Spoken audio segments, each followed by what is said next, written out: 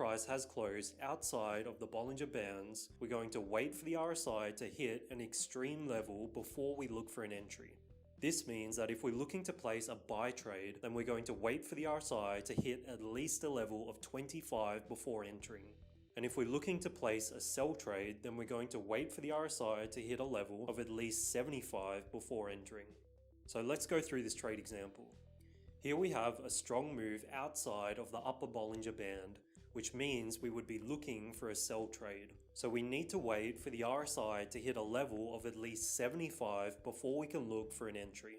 On the close of this first candle, the RSI hits a level of 79, which means we can now look for a sell entry.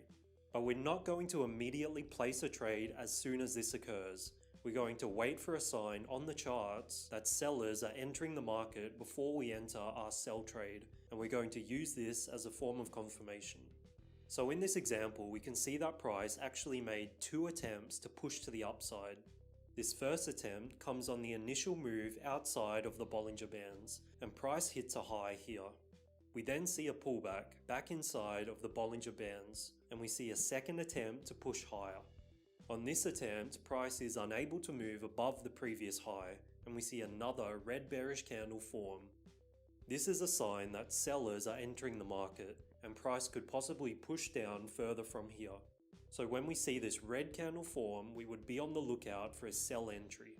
If price is able to break below the low of this candle, then we would enter a sell trade and put our stop loss just above the previous high that was formed.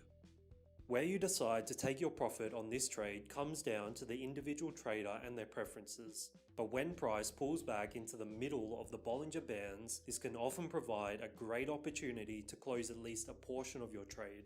Now there's something